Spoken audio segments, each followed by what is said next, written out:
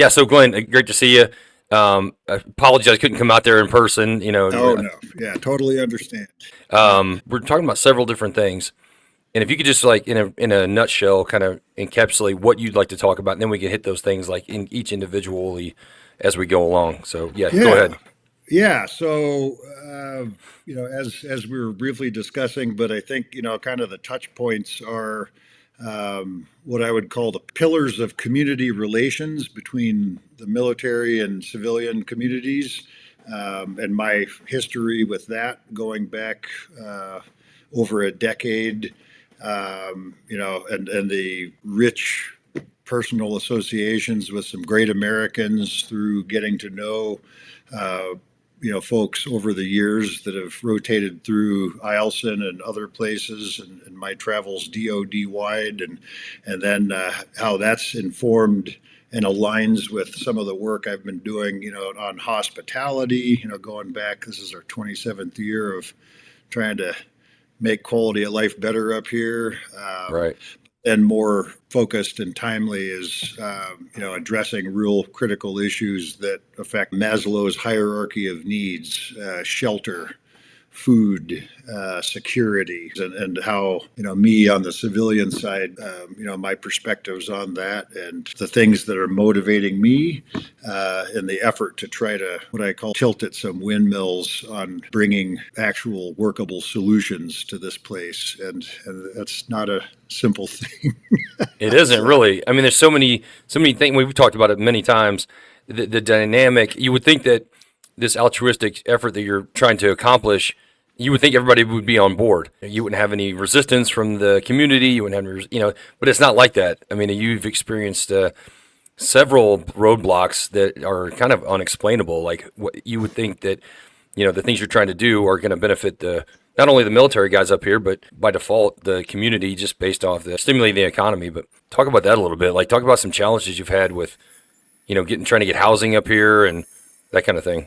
yeah, yeah. And it's, it goes back to a comment, Claxon, whom I think we each know, and I know him personally pretty well, a great American. He's the current 354th Fighter Wing Commander, and he was speaking at the Alaska Defense Forum this past summer. And he spoke of shared resilience, and it was the community's ability to respond to abrupt, disruptive inputs.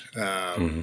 And Alaska is known for this. Alaska's history is populated by some really innovative, gritty people that have, risk takers that have gone out, taken severe, significant risk to develop things, grow things, improve things. And this goes back, in the early history of Alaska. And it was this notion of resilience and the need for building community strength to deal with the challenges that we're struggling with now and that are coming. The housing and the me recognizing a problem that came out of a direct call, like, hey, where's the housing you promised us?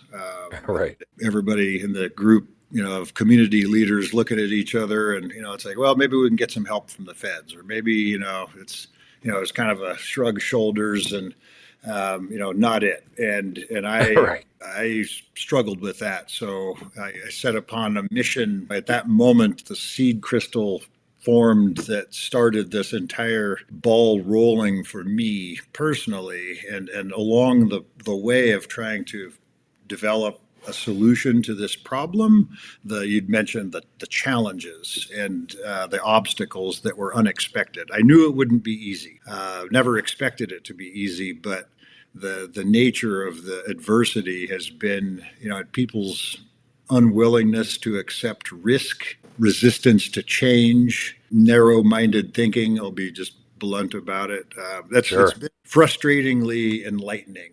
And again, I was under no delusions, but I didn't expect it to be quite this challenging. So, Right.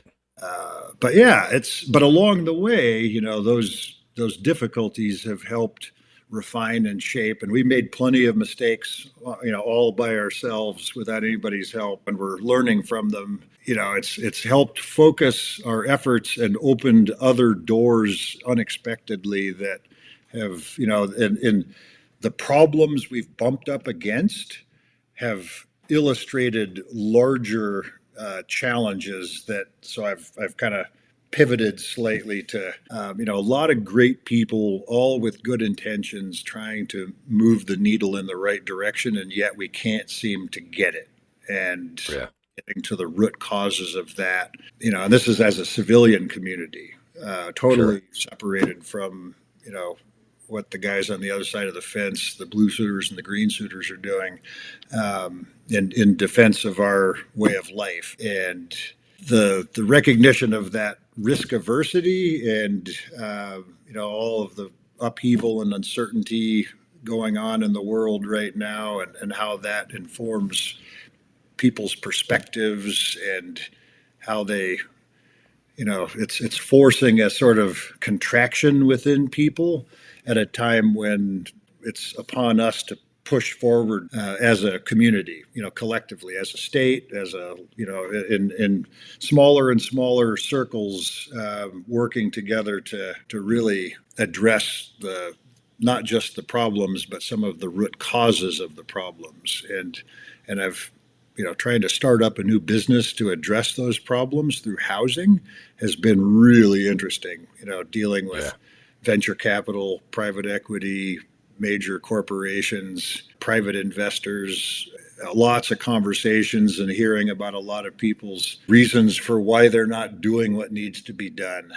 And Well, that's what I was going to ask you. What are some apprehension? Like, what are these root causes that are preventing people from? I mean, it's no secret that the housing market up here it's not doing very well. It's definitely a seller's market up here. There's a shortfall. Bases aren't allowing families to move up here until they actually have secured housing. Otherwise, you got to be whether you're an E8 or an E2, if you have a family, you yeah, got to keep them wherever they are. So obviously the housing issue is something that everybody is kind of dealing with. So what are these root causes that are preventing these people from helping out or doing the thing? Now, also I want to talk about your endeavors, your shop that you have in the back of the Silver Gulch. You're yeah. making you have a solution. It's just you need someone. Go ahead. I don't want to steal your thunder. Go ahead. Oh Talk no, talk no, about the root no. causes and It's talk about the yeah. what your endeavors are. Well, and so yeah, to kind of loop those two things together because they are connected. The root causes, it was coming out of the COVID pandemic. There were a lot of major supply chain disruptions, which we're entering again now. Right. Same problems, just different causes, but it's the ability to get materials to where they're needed efficiently and cost effectively. Well, that was a major challenge. But looking at financial market conditions and risk tolerance in markets, banks' willingness to issue loans, people's ability to go secure a mortgage based on market valuation, lots of really back end issues. And then the one that we keyed in on, the one that really resonated with the technology I developed was, it was a labor problem, a workforce problem. And, the lack of skilled workers that could go build houses, and no amount of workforce development is going to fix that, unfortunately. So, Right. and that's been a universal consensus to lots of smart people, including experts in workforce development. It's the world Sure. has changed. So it's just confronting that reality and not just abiding by the definition of insanity and just doing more of the same thing and expecting a different outcome. Right. So some of these things really crystallized in some recent conversations, and it transcended. This started with Eielson housing Hmm. for F-35 bed down, and then as I started to dig into the problem and get to those root causes, it's a state problem and it's a national problem. But I'm more focused on the state, but we're looking at the ability to expand this solution. It's not the solution, it's a solution, but Sure. at a time when something needs to be done. And Right.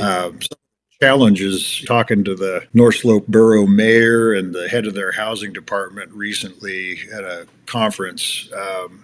Great people, highly motivated to take care of their people they're representing for the right reasons. And it came down to a real interesting realization that even if the building materials could be magically teleported right to the construction site, you still couldn't get the problem solved. Yeah. So all of the problems of financing and transportation and supply chain and material cost and all those things, those are real problems. Right. And workforce, but it came down to it.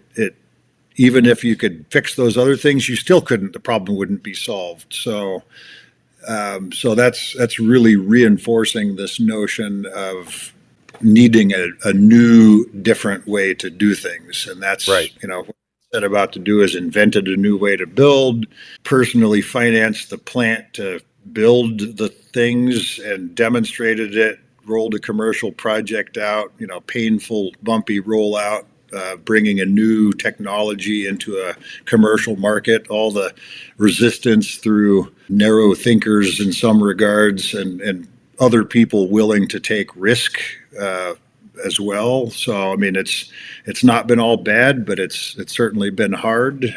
But again, along the way, the challenges, and and so many people in all the conversations through state and federal agencies, nobody's debating the magnitude and nature of the problem.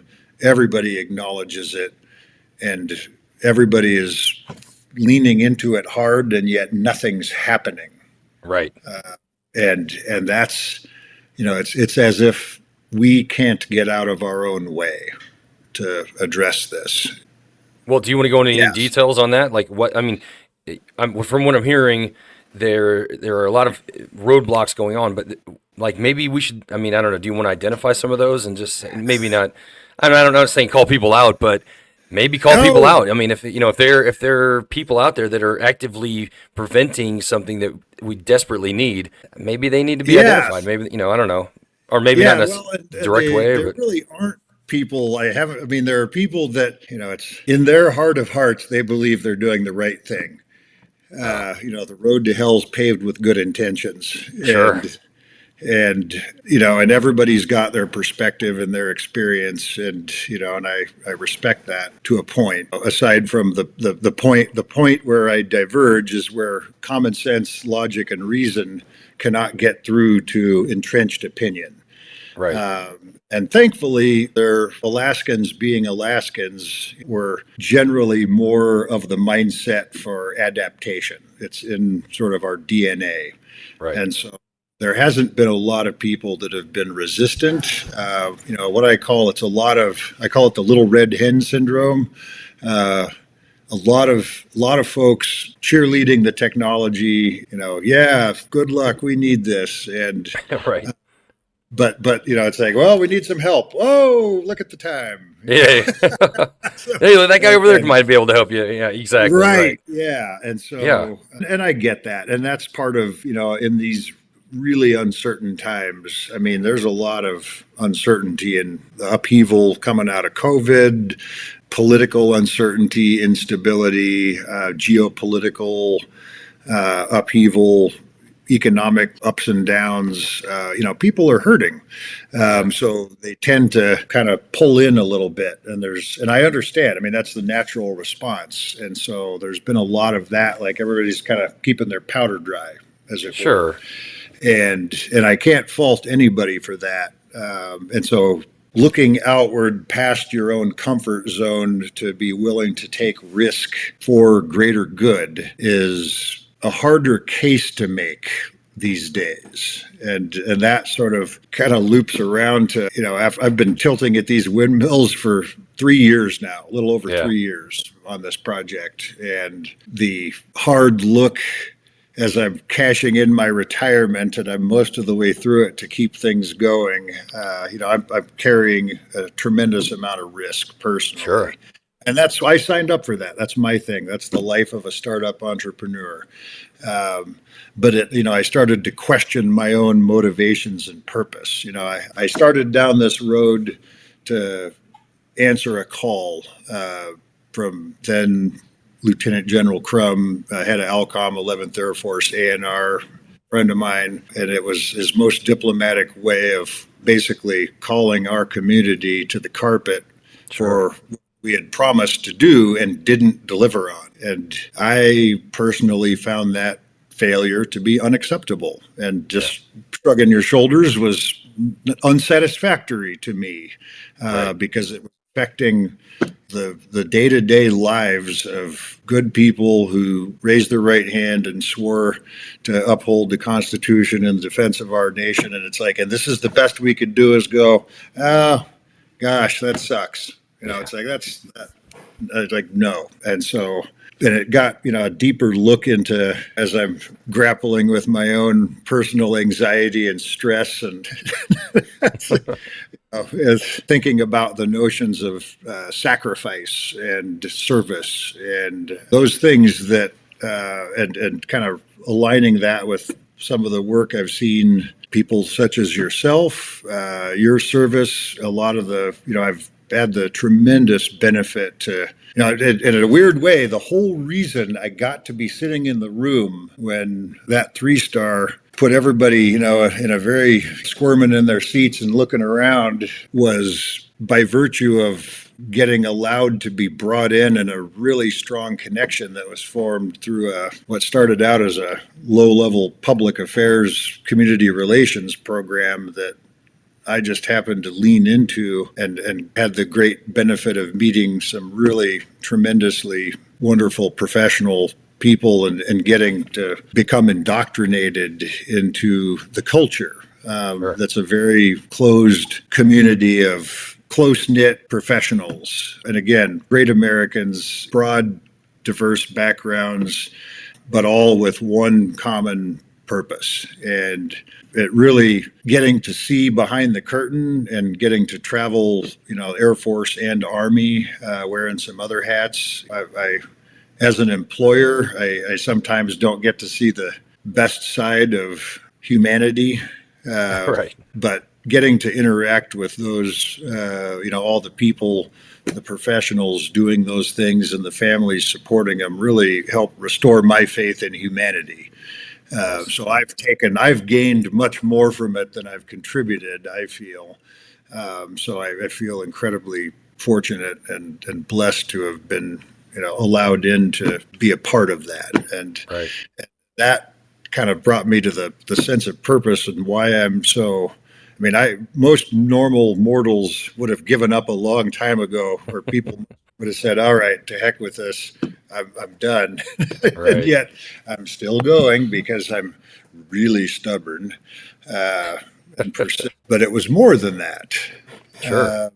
And it was the goal of it started out as being an honorary commander way back when, and it's come full circle in a lot of ways. And when I first got invited to participate in the program, it was as the Force Support Squadron commander, and I didn't know. I mean, I knew about the Air Force and the Army and all this, but this was a new experience for me. And so, I got my in brief from then freshly pinned Brigadier General Kelly, who was the outgoing wing commander at Eielson, who just recently, as his retirement as Air Combat Command Commander, 4-star Kelly, came and gave the keynote at the last Air Force ball, and it was a nice full circle. And the message all of these steely-eyed warfighters are conveying is, very bluntly, we need to get our shit together to confront what's coming. And Right. that message being repeatedly hammered by people that aren't politicians, people that don't have a vested interest in promoting any one course of action, who in fact are the ones on the pointy end of the spear, have the most to lose if things get ugly, Right. and who have all served in ways that, they've all known people that have died in service. So it's a very real and literal, when they speak of service and sacrifice above self. It's not just words. Right. So when these people speak in these terms, I take notice. Yeah. And that underscores the deadly seriousness of what, not just they, because it's not them, they are us. It Right. is we. And how that galvanizing, unifying sense of purpose in the face of adversity, and how we on the civilian side can support that. And that comes down to us getting our own acts together. It's not just military discounts and thanking people for their service. It's actually doing things to measurably improve quality of life and resilience, and supporting the warfighter and all the people that support them in turn, families, all of the above. So Right. I mean, to your point, it's almost like when you put it in those terms, which is a phenomenal way to put it.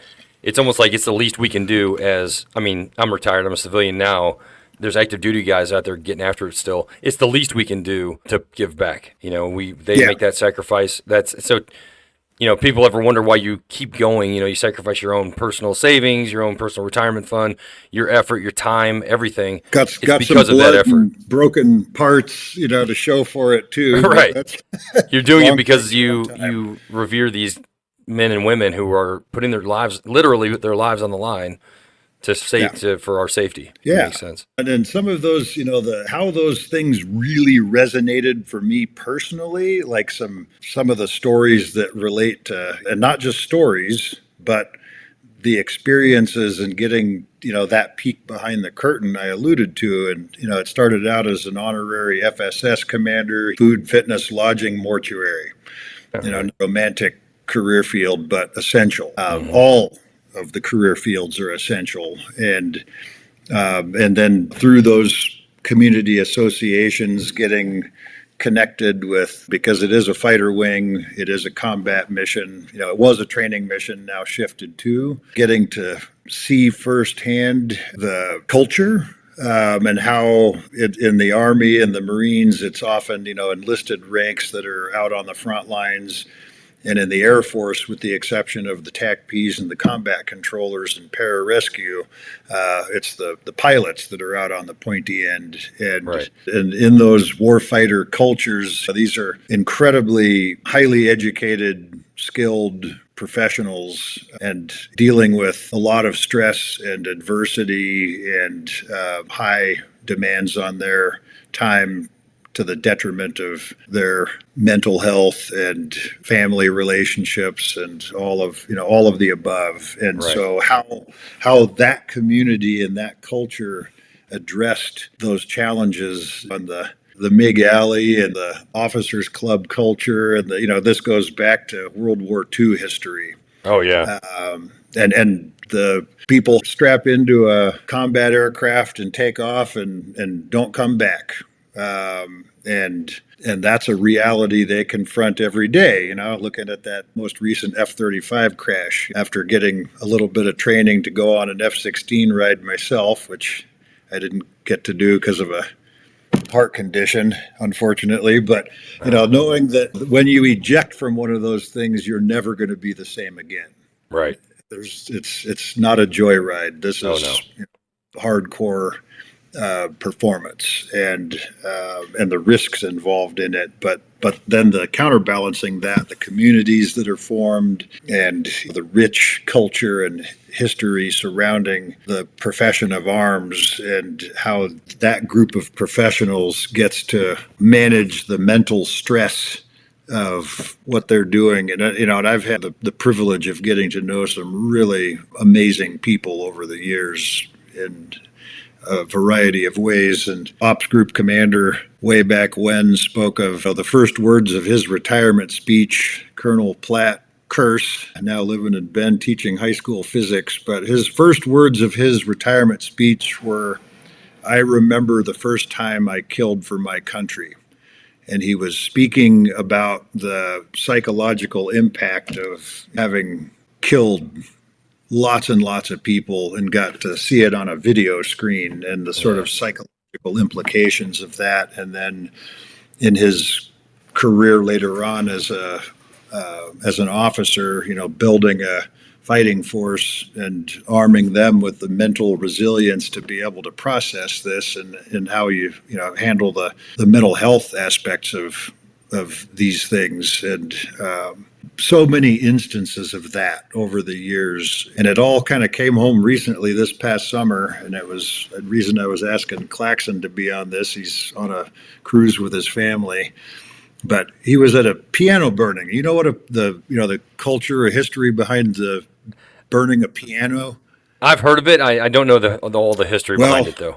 it relates to World War II history and fighter pilots, and back then it was to be a pilot you needed to be an officer, and if you were going to be an officer you needed to be gentrified, and that meant you needed to have certain bits of classical education, which was included you'd better be able to play the piano.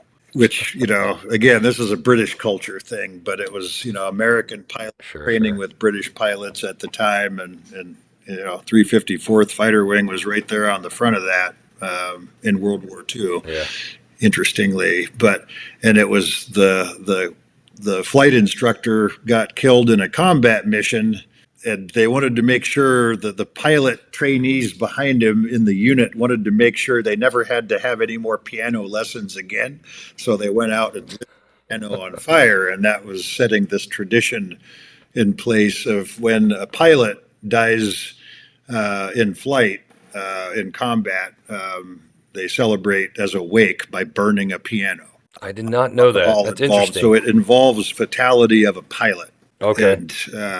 And so getting invited to one of those by a friend of mine, that's something through all of the rich associations and friendships formed over many years, and then getting to participate in these as a civilian, this very private, hallowed ceremony ritual. Nobody's streaming this on YouTube. Nobody's making TikTok videos of it. These are very private and Right. solemn affairs, but joyful, and it's in a wake in the truest sense. But it was recognition of that, and a group of people that had flown in for the then another ops group commander's retirement. Friend of mine, people flew in from all over the country for this, and getting to bear witness to it really was powerful, and brought home the what I called the deadly seriousness and purpose of what these people whom I've come to know and respect, and whom I consider friends, that really that got to my sense of purpose is, and what's coming after people being overseas, flying in the Taiwan Straits against the latest and greatest Chinese, and what's coming next, and the recognition that all of these pilots that are getting trained by CTS, and they're too young to have combat hours yet, but it looks like it may be coming soon, and I respect and consider these people friends, and I'd like to see them avoid going into harm's way, and a lot of that has to do with the civilian side holding up its end of the deal, and lately I feel like we're failing a bit, a lot in some cases, and so that sort of got to the core purpose, protecting the people that are protecting our way of life. So, Right. So what's the effort now? Where are you in the process? And I also want you to, if you don't mind, kind of going over like what we're talking about as far as like the material, your plant. I thought it was fascinating when I went out there and looked at it, but you could do a better job than I can yeah, explaining exactly what it well, is. So maybe just go over like what it is and then how where we are, like what's the stalling point and how can we push yeah. past to kind of put this stuff into Well, it's been a operation. fascinating segue. So that's a perfect segue into tell you you've seen it. You were at the plant, and I'll Yeah. explain it, and then I'll explain what else I realized it could be used for.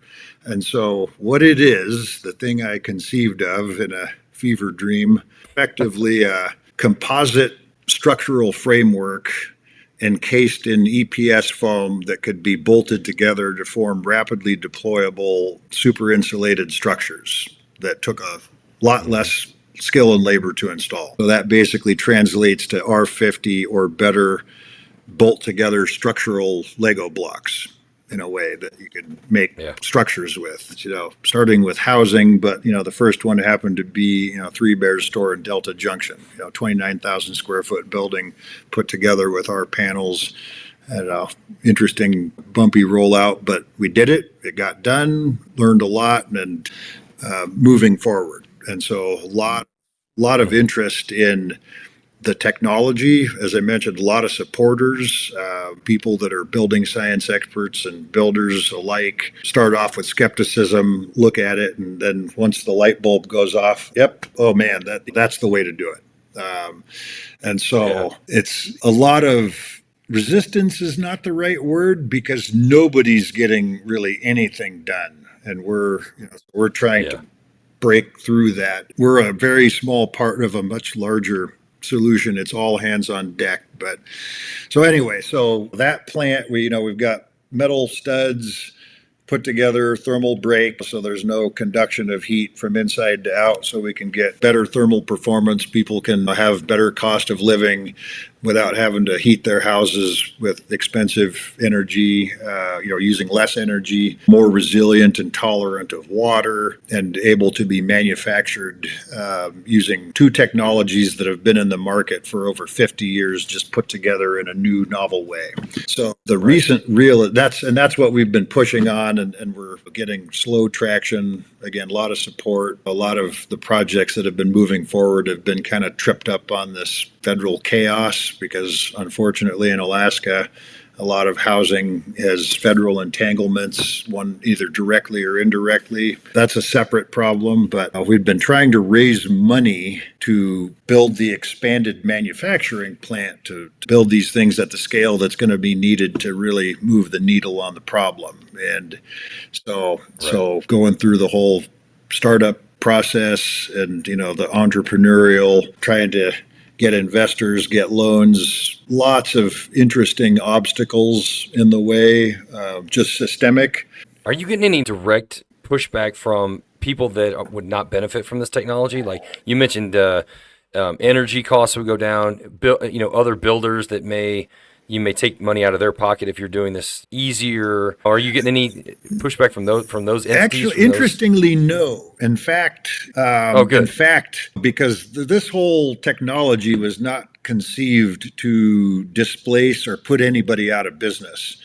And what Sure. it was, what it really that analysis comes down to is we're developing a solution to help leverage the limited capacity we have to get a lot more output, and that's what we need. We need a lot more houses and better houses, and we need them now. Right. And so wasn't and we're not going to do that. It's going to be lots of people. We're a It's a small joint part of effort that. for sure. Yeah, it's a joint effort. It's all hands on deck on this, and Okay. and I think people get that. It's just getting it pushed over the cliff edge to get it to take off, Sure. and we're just it's like, oh, we're so close, but we remain undeterred. But in the course of trying to raise the money to build the plant, we're bringing manufacturing to Alaska, and Hmm. Alaska is not known for manufacturing. It's known Right. for resource development, extractive industries, tourism, but not manufacturing. So Mhm.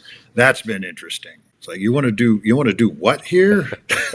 so, um, and part of the challenge we've had with that is risk tolerance, Mhm. particularly the people with the money are anxious, and that's banks and investors, whether they're institutional investors or private investors. Everybody with money is feeling uncertain because times are uncertain right Right. now. So there's a lot of anxiety and risk aversity.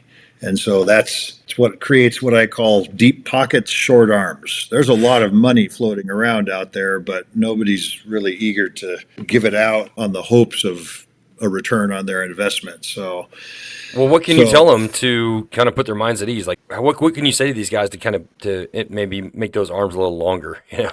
yeah, and that's it's basically putting myself in their position. It's like if I had money and somebody came to me and was describing what I'm describing, what would I do? Sure. And so it's that question, and so it got to, if I'm going to change the dialogue, as it were, and translate this into, yeah, I can support that, or I'll take the risk.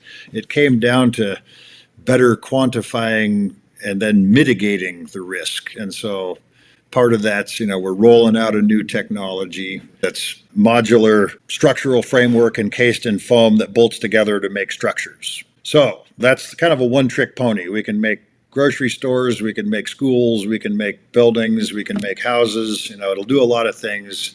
We're doing some other stuff as well in parallel on infrastructure protection. That's pretty exciting. But the real pivot occurred recently when, and this is me under significant financial duress trying to find ways to answer that exact question you just asked, is how do I get people, reach a little deeper and share the risk with me? Right. And came down to the realization that there's nothing that says the structures that go through our process need to be shaped like skinny rectangles and bolt together to form houses. They, in fact, can be shaped like anything that will fit within a mold cavity. And we've got, we've got 7 container loads of new equipment, like big equipment here sitting in town now. Nice. It showed up. Don't have a building to put it in because we haven't got the money to build our own building that we will build out of our own panels. But that's but it was the realization that the frames didn't need to be shaped like skinny rectangles to form walls, and that the EPS foam that they were encased in didn't need to be shaped all the way down to the framework itself.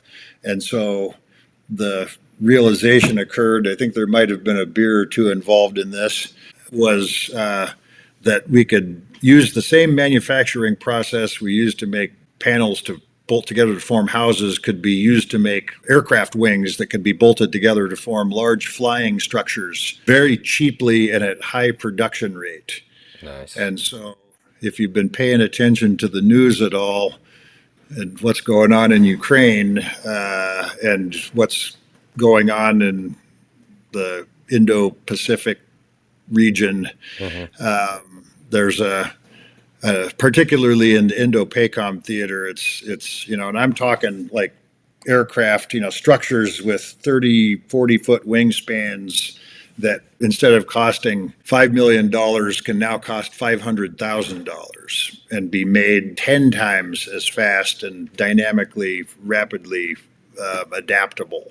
And so the process by which we are manufacturing the components to build housing can also be used with almost no modification to build low-cost UAS airframes. And as it turns out, there's a recognition that there's a critical gap in our America's ability to rapidly produce cheap things for warfighting sustainment outside of the current defense industrial procurement that's dominated by the Lockheed Martins and the L3 Harrises and the Boeings of the world. Right. As wonderful as the F-35 program is, you're not going to double its output. Sure. Ever. Right. So speaking of that, what's the cost comparison from your buildings to, say, a traditional, construction of a building? Depends on which traditional construction method it is, but haven't sorted out with the tariff implications of what's going on. But if you consider paying labor to build stuff, ours comes out cheaper, faster, better than any currently available construction technology. So comparable to SIPs, of course, they're now going to be costing more because of the wood going into them. Stick frame construction, same thing. And those types of building take a lot of labor. And when you start to look at it's a labor workforce problem, it's not just, it comes down to people putting their hands on it and being able to add value to it. Right. And the same thing applies to the defense industry, as it turns out. These more rigidly defined ways of building things and really high technology stuff, that's wonderful. Thank goodness we have it. Right. But on the other end of that, finding ways to do things that meet immediate demands that are inexpensive, efficient, that don't require a mass amount of labor and high technology to produce. It's basically kind of going old school on the Sure. problem, and that's that idea, and the fact that I cobbled together a plant that could do this out of stuff I had kind of laying around in my backyard, which is crazy as it sounds, but the idea that you can now utilize a low tech industrial base to help meet a critical defense need, that alone has caught the interest of some pretty high level folks. Good. So that was the pivot. Then that's opened a whole set of new doors to try to get fundraising to build. Basically, it was a housing manufacturing plant that can also build drones. Well, there's not a lot of appetite for investing in that because it seems too risky. But so now we switched modes to proposing a drone manufacturing plant that could also build housing. Turns out it's the same. So much But, semantics going on, just come on. yeah. Well, speaking of that, yeah, underlying it all. is the government not, I know they're like, hey, this area, we're going to put F-35s here. We're going to put a bunch of people here. We need you to do the housing. Has anybody recommended or suggested or asked the federal government to supplement these funds? I don't know. Is there a potential of getting them to pay for this kind of stuff or no? Well, yes. To answer your question, and this is part of the complicated discussion that I got to be party to years and years ago. And this is, the F-35 program. This is coming up on $1 trillion program. And the decision was made within the Air Force budgeting and DoD budgeting at large. It's like, we're going to focus our resources into trying to build this capacity, which we need. But we're going to have to push all of our resources into that. And in the community at the time was like, of course, there's, how to put it, everybody wanted to cash in on this. Sure.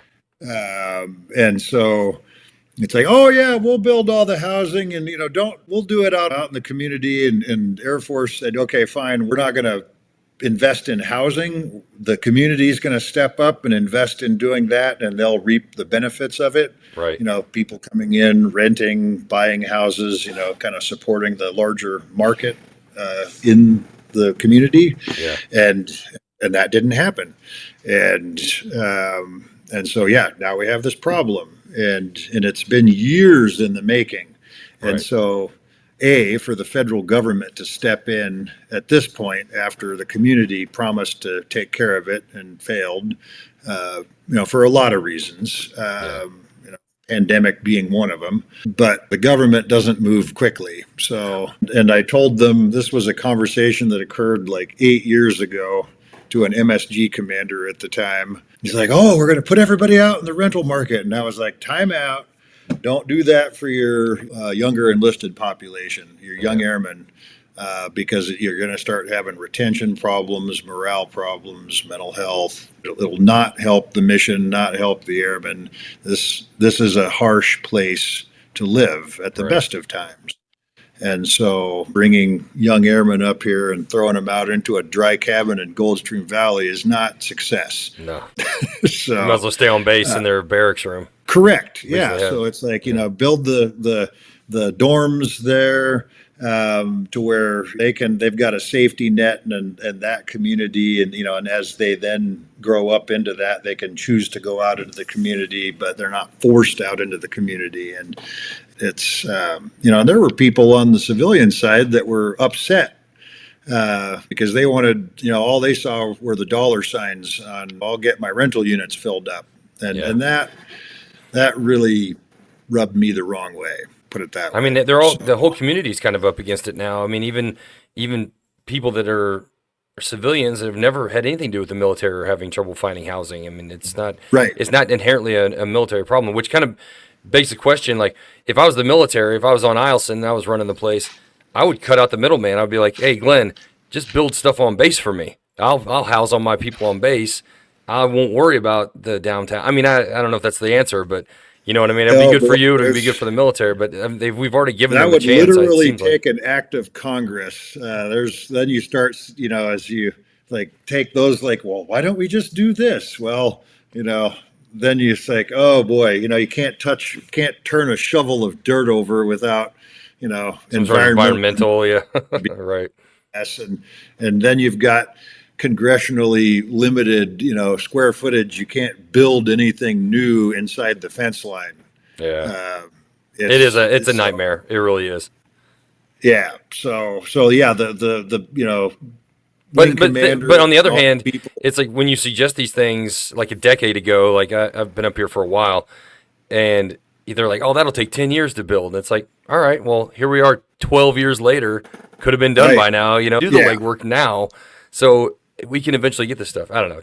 I'm probably oversimplifying it, but I don't know. Well, I mean, but you're not wrong there. And that's, that requires forward thinking and vision and stability and planning and all of the things. We don't have stability in planning. We don't have stability in political leadership. We don't have clear purpose and vision because the commanders and how that whole framework is structured, they're only at it for 2 years at a time. Right? And and it's not their fault. Not at all. Yeah, it's they're under intense pressure to deliver on their mission, Yep, and there are other people that are supposed to be supporting that. I think that's where the failure is for sure, has been, 100%.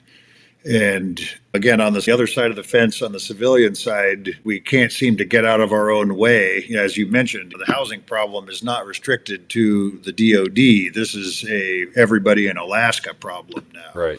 and Senator Murkowski during some of the here's all the infrastructure money that came out of the Biden era, and it was part of the pandemic trying to get things restarted and push money back in as a build construction program, Inflation Reduction Act. And this was Murkowski's address to the joint session almost 2 years ago. Of the gist of it was, I brought you the money, now for God's sake use it to do something good to help improve the future. Right. And what have we got to show for it thus far? Pretty much nothing. Yeah.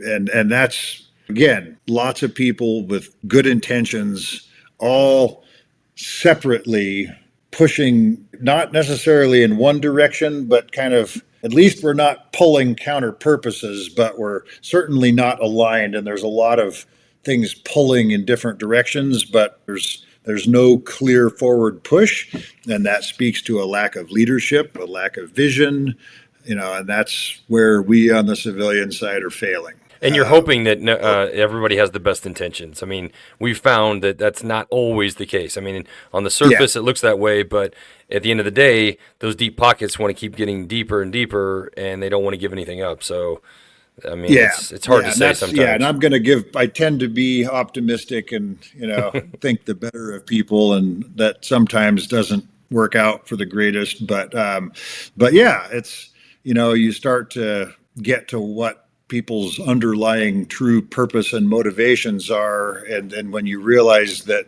it doesn't extend past themselves, Yeah. and to confront what is coming, the adversity that we all are going to be facing, it's going to take a collective response Right. that will extend past each person's self-interest, and that's kind of the things that have been swirling around in my head, as I'd mentioned, with what is my purpose here, why am I doing this, and having the conversations I've been having lately, trying to attract people to lean into the risk, and because it's not going to be just the Glenn show, it's going to take a lot of smart people working hard and taking risk, and there are a lot of smart people and hardworking people and visionary people out there. It's just getting them aligned, and as you said, not everybody has altruistic motivations, and so how then do you define, yep, you're with me and we can work together, or if you're pulling a different direction, then I don't have time to engage with you. Right. And those thoughts have been weighing on my mind heavily as I listen to people tell me why they're not going to give me money because we're not profitable yet and it's not in their shareholder value metrics, and they only invest if we're profit. It's basically go ahead and get it all going, and when you don't Yeah. need money, we'll give you some money. If it were only that easy, yeah. Like, thanks. By that time, I don't need your Yeah, money, pal. I'm good to go. right. Yeah. So, Well, yeah. So speaking of that, specifically, like, what do you need to get this thing going? Like, where your shortfall? That way. So that way, we're not just talking. People that watch this can be like, okay, that's a good idea. Can we like? Is there a GoFundMe that we can start? Is there? Can people donate well, money? Can people? Can the community like? I mean, even a couple of bucks here or there from a couple thousand people is going to be will do something. yeah. So I don't Well, know. So and I have what to can we be do very for you? What can? cautious.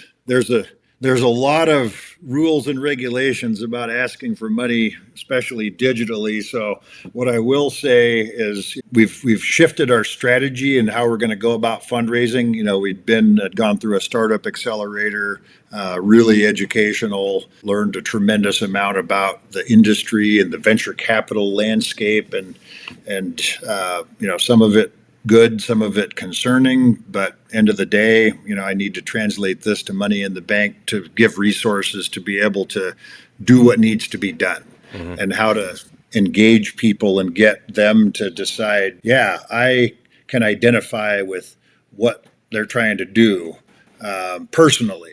Right. And yeah, there's going to be a profit motivation. The goal is to Jen's the sustainability specialist. Well, sustainability means continuing to be able to make payroll as well, Sure. and pay Which is all the important. We're bills. not saying that's not That's important, but important.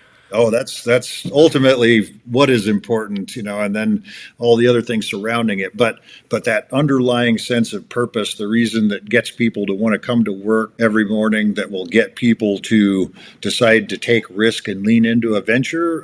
Just kind of sharing this story, and because I'm talking to a lot of people, and they don't get why I'm trying to do this. It's like, yeah. wow, that's really cool. What made you do this? It's like, well, I've had to tell this story a bunch and it's not resonating. So that's part of this message. But then we're pivoting into what we're going to call crowdfunding.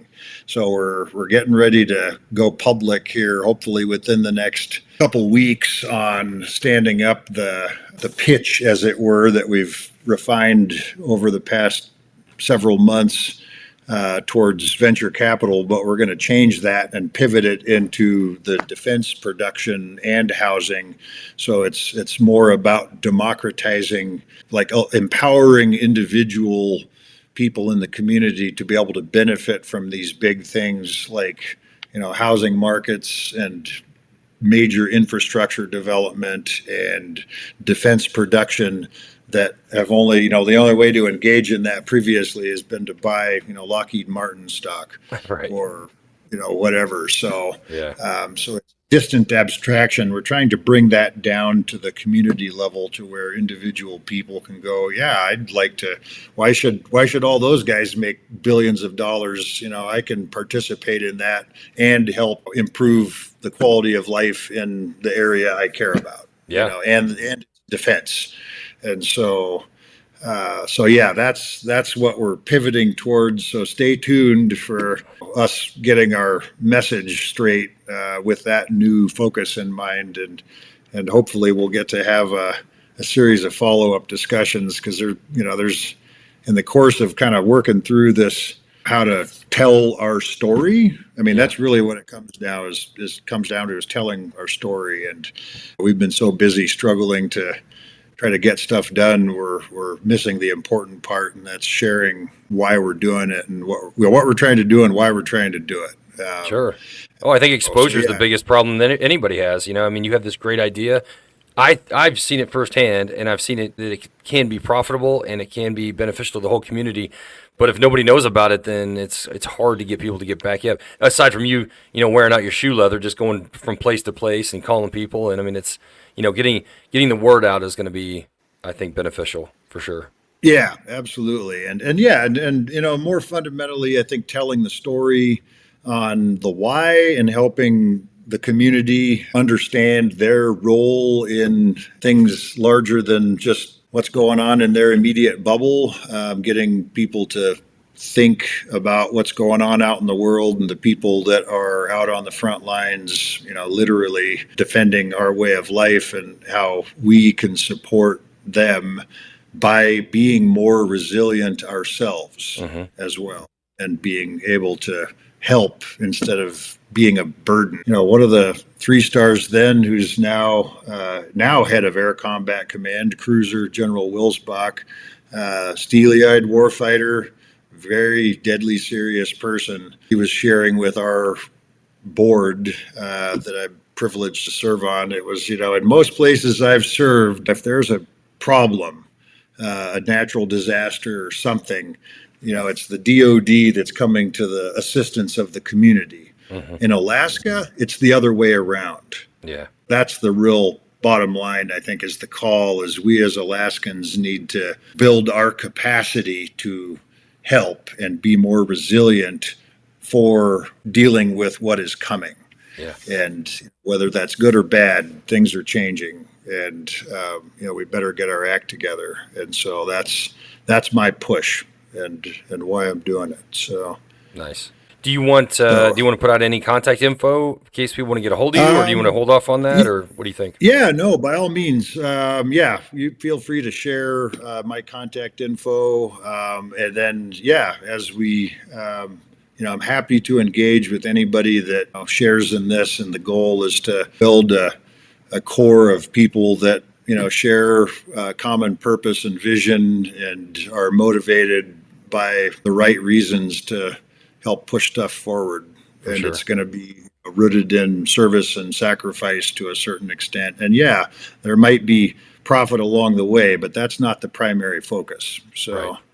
But if we do it right, we can do all those things, all of the above. So right. It's not a mutually exclusive, it's not a zero-sum game. This is a constructive, collaborative effort that's going to take as many brilliant, hardworking people as possible with some vision and imagination to move it forward. So and then Alaska is known for that, in our history. We just need to kind of revitalize that. So right. Okay. Awesome. Well, my best to you and the family, and I appreciate you taking time out of your Sunday to listen to me ramble on. No, my pleasure. No, this is important. When you brought this up, I couldn't wait to get on here. I mean, I wanted to do it as soon as possible because like you said, it's a very important issue that if we don't do something about it now, it's going to really bite us in the butt later, I think so. Yeah. Well, awesome. We'll look forward to catching up some more, and and over a beer preferably. So. Yeah, for sure. Hey, when you get more info or you want to come back on again, let me know. As we can make, like you said, make a series of these to kind of keep people updated, to keep and that kind of thing. So. Yeah, and that was per our previous discussion, the storytelling and community building and the work you're already doing in this space and kind of expanding that, giving it a bigger platform, and because I think it's tremendously impactful, and we're literally trying to build a community here, sure. Whether it's the housing to build it or the connections that form the community, and that's talking to the mayor of North Slope Borough, Josiah Pokokik, slaughtering the last name, but really visionary young leader, very impressive. And they were down to the brewery. He drove from Barrow. Wow! Oh my gosh! Took 2 days, but he drove from Barrow, and.